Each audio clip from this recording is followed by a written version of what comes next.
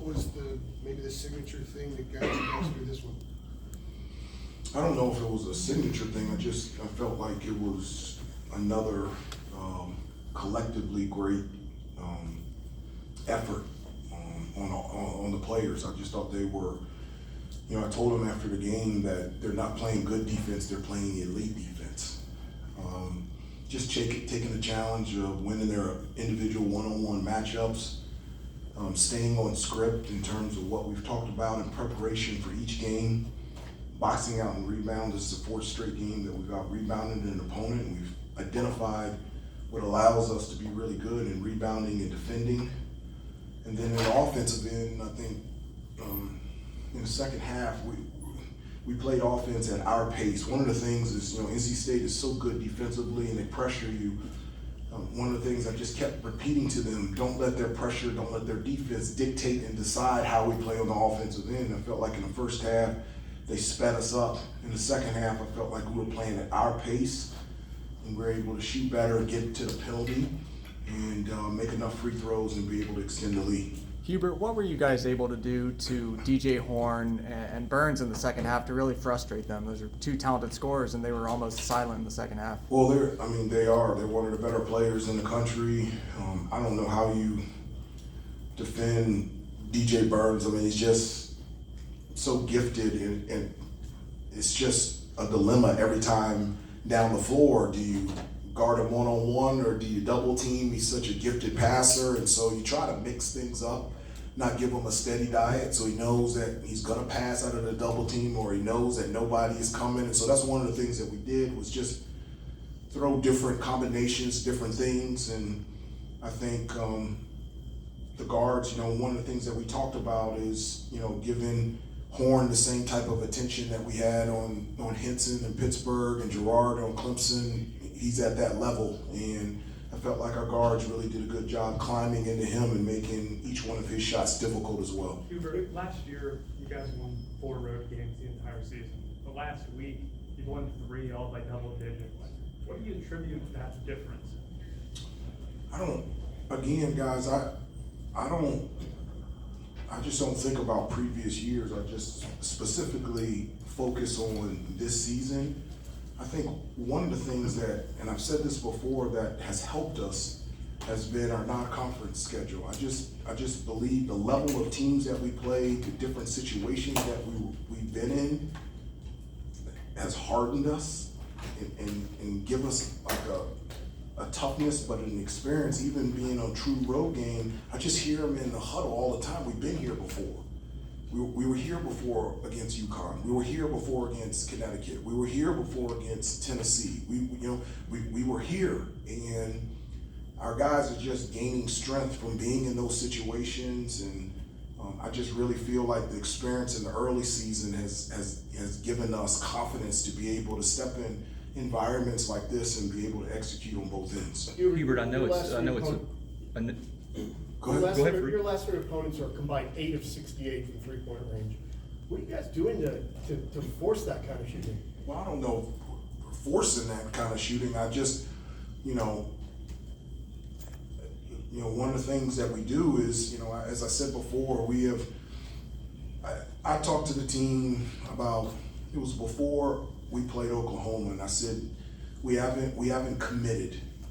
We made a full commitment. And there's no half commitment. There's either you're either committed or not. And I said, we haven't committed to us being the best defensive team that we can become, or the best rebounding team. And I said, for us to have success, like, that commitment has to come. And from that time from Oklahoma, it really has. And it doesn't guarantee that we'll win or come out on the winning side, but it does guarantee that it keeps us in games. And we're contesting shots.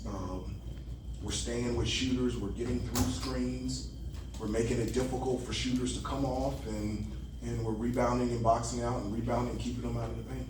Hubert, I know it's a process with young players, but is Elliott, do you think he's starting to figure out when to pick his spots to attack, when not to? Yeah, tonight was good. You see that happening? Yeah, tonight was good. One of the things that, there's a couple things. One, he has an ability to be able to get to the basket and be able to create, and just, sit down and talk with him, saying, look, this is a gift that you have. You got to go out there and use it. And you know, if I call a play, but you feel like you can make a play, that's exactly what I want. You know, and I felt like he picked his spots perfectly tonight to be able to attack the basket, get to the rim.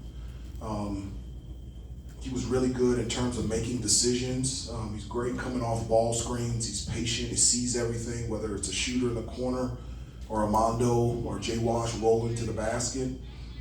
He has an ability to finish at the rim through contact and get to the free throw line. I felt like he played with really good poise. You know, the way that they're playing him in practice the last couple of days, we worked on it just to get him feeling more comfortable about how to attack and get to the basket, and he did that tonight. In the second half, similar to Clemson, you drew a lot more fouls in the second half. What did you do to get that?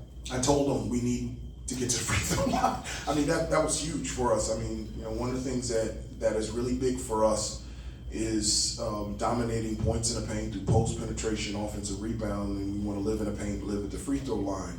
You know, one of the things that I gave him a stat before the game that we had made prior to this game 270 free throws, and I think NC State had only taken 261. So that's an advantage for us.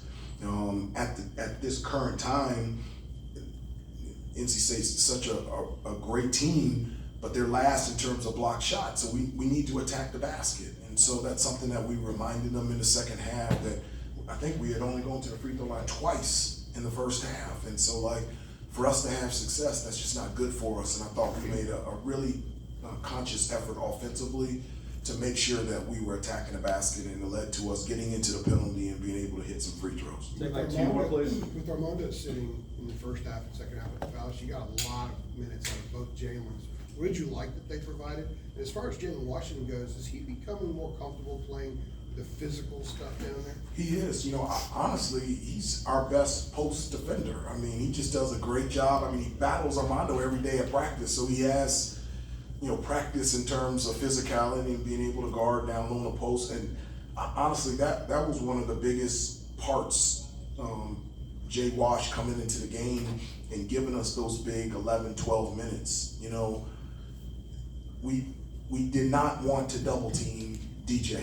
It just opens up everything. And his ability to be able to guard him one-on-one and just force him into good shots without, and he ended up fouling out, but and then when he got into foul trouble, Jay Witt, I mean, I thought his athleticism and quickness, we just made DJ really work hard just to catch the ball. And so, and then on the offensive end, we made him work hard on the defensive end. And so, you're right, Jay Wash and Jay Witt were really good coming off the bench.